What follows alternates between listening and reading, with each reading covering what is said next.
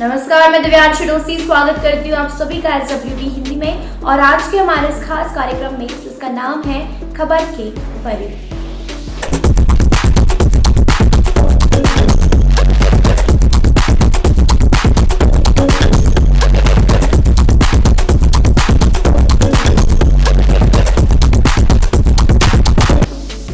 कई महीनों के बाद एक बार फिर बेहद तेजी से बढ़ते कोरोना वायरस संक्रमण को रोकने के लिए चीन में लाखों की संख्या में लोगों को घरों में कैद रहना पड़ रहा है। वहीं ये फैलने वाले डेल्टा वेरिएंट का प्रकोप 1 दर्जन से अधिक प्रांतों के 20 से अधिक शहरों में फैल चुका है। वुहान, जहां से कोरोना वायरस की उत्पत्ति हुई है, वहां भी संक्रमण के साथ नए मामले सामने आए हैं। वर्ष 2019 के आखिर में कोरोना वायरस सबसे पहले वुहान में ही सामने आया था। बता दें कि चीन में सोमवार को कोरोना के स्थानीय संक्रमण वाले 55 नए मामले रिपोर्ट किए गए हैं। इसके साथ ही तेजी से फैलने वाले डेल्टा वेरिएंट का प्रकोप 1 दर्जन से अधिक प्रांतों के 20 से अधिक शहरों में फैल चुका है। दैनिक आधिकारिक सूची रिलीज होने के बाद वुहान के मामले सामने आए। वैसे चीनी मीडिया ने इस बात की पुष्टि की है कि इन्फेक्शन के मामले ट्रेन के एक स्टेशन में पाए गए हैं। बीजिंग सहित देश के प्रमुख शहरों में लाखों की संख्या में निवासियों के टेस्ट हुए हैं। राजधानी के प्रशासन ने निगरानी बढ़ाने, एहतियाती उपायों को सख्ती से लागू करने के साथ ही शहर में संक्रमण के कारण मौत न होने देने के उपायों पर चर्चा की है। ऐसे उपायों के तहत हुनान प्रांत के शहर जुआओ में करीब 12 लाख लोगों को अगले 3 दिनों के लिए कड़े लॉकडाउन में रखा गया है। प्रशासन ने कहा है कि शहरवार कोरोना टेस्टिंग और वैक्सीनेशन अभियान छेड़ा है। जुआओ के प्रशासन के अनुसार स्थिति जटिल एवं गंभीर है।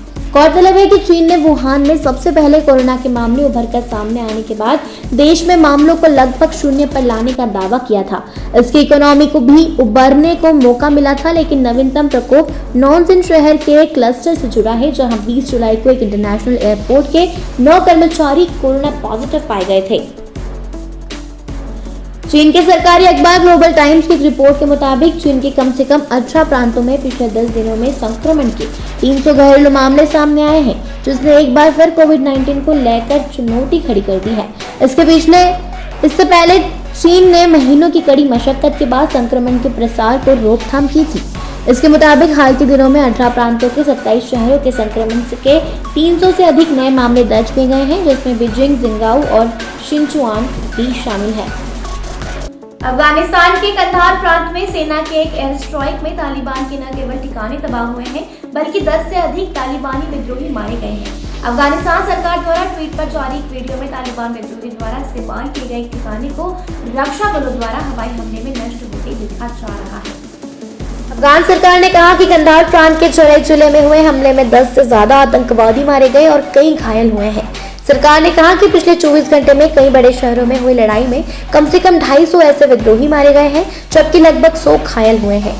अफगानिस्तान के रक्षा मंत्रालय ने एयर स्ट्राइक का वीडियो शेयर करते हुए कहा है कि कंधार प्रांत के जोराई जिले में कल AAF द्वारा तालिबान आतंकवादियों के ठिकानों को निशाना बनाया गया।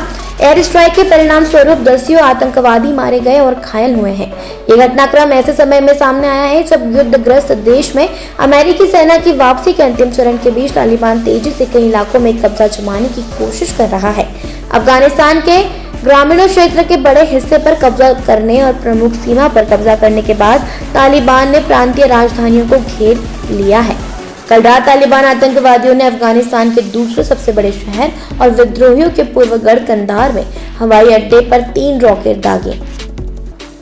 पेगासस जासूसी कांड के केंद्र में मौजूद इजरायली साइबर सुरक्षा कंपनी NSO ग्रुप ने उसकी स्पाईवेयर प्रौद्योगिकी का इस्तेमाल कर रहे दुनिया भर के अपने सरकारी ग्राहकों में से कई को इसके उपयोग करने से अस्थायी रूप से रोक दिया है।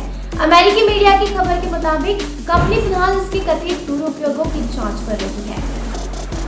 पेगासस सॉफ्टवेयर का भारत समेत कई अन्य देशों में पत्रकारों, मानवाधिकार कार्यकर्ताओं, नेताओं और अन्य की जासूसी के लिए कथित तौर पर उपयोग करने के आरोपों ने निजता से संबंधित मुद्दों को लेकर चिंता बढ़ा दी है। यह रोक मीडिया संगठन की परिसंघ पेगासस प्रोजेक्ट द्वारा जांच के जवाब में लगाई गई है, जिसमें जानकारी दी है कि कंपनी का पेगासस स्पाईवेयर हैकिंग और संभवतः निगरानी करने से जुड़ा है। नेशनल पब्लिक रेडियो ने इजरायली कंपनी में एक स्रोत के हवाले से कहा कि कुछ ग्राहकों की जांच की जा रही है। इसमें से कुछ उपभोक्ताओं द्वारा प्रयोग को अस्थायी रूप से रोका गया है। खबर के मुताबिक सूत्रों ने सरकारी एजेंसियों या उन देशों के नाम नहीं बताए हैं जिन्हें NSO ने अपने स्पाईवेयर के इस्तेमाल में फिलहाल रोका है। उन्होंने बताया कि इजरायली रक्षा नियम कंपनी को उनके ग्राहकों की पहचान करने से प्रतिबंधित करते हैं। एनएसओ की जारी आंतरिक जांच में उन लोगों के टेलीफोन नंबर की जांच की गई है जिसे एनएसओ के ग्राहकों ने संभावित लक्ष्यों के तौर पर चिन्हित किया था। कर्मचारी ने कहा कि हमने लगभग सारी चीजों की जांच की है, हमें पेगासस के साथ कोई संबंध नहीं मिला है। हालांकि उसे संभावित दुरुपयोग के बारे में विस्तार से बताने से इनकार कर दिया, जिसका एनएसओ को संभवतः पता चला हो। कंपनी नीति के कारण नाम गोपनीय रखने की शर्त पर कर्मचारी ने कहा कि एनएसओ इस मामले में अब मीडिया से सवालों का जवाब नहीं देगा और वह शातिर एवं निंदनीय अभियान का हिस्सा नहीं बनेगा। इजरायली सरकार को भी दबाव का सामना करना पड़ा है क्योंकि वह अन्य देशों को स्पाईवेयर तकनीक की बिक्री को नियंत्रित करती है। इसने एनएसओ पर लगे आरोपों की जांच शुरू कर दी है।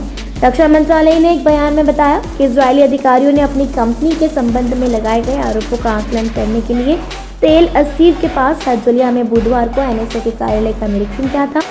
एनएसओ कर्मचारी ने कहा कि कंपनी जांच में पूरा सहयोग कर रही है। इजरायली अधिकारियों के समक्ष साबित करना चाहती है कि मीडिया की खबरों में जिन लोगों के नाम सामने आए हैं वे पेगासस का निशाना नहीं थे। देश दुनिया की ऐसी खबरों को जानने के लिए देखते रहें SWTV। चैनल को सब्सक्राइब जरूर करें, वीडियो को लाइक जरूर करें, कमेंट करें, शेयर करें। ये वीडियो देखने के लिए आप सभी का धन्यवाद।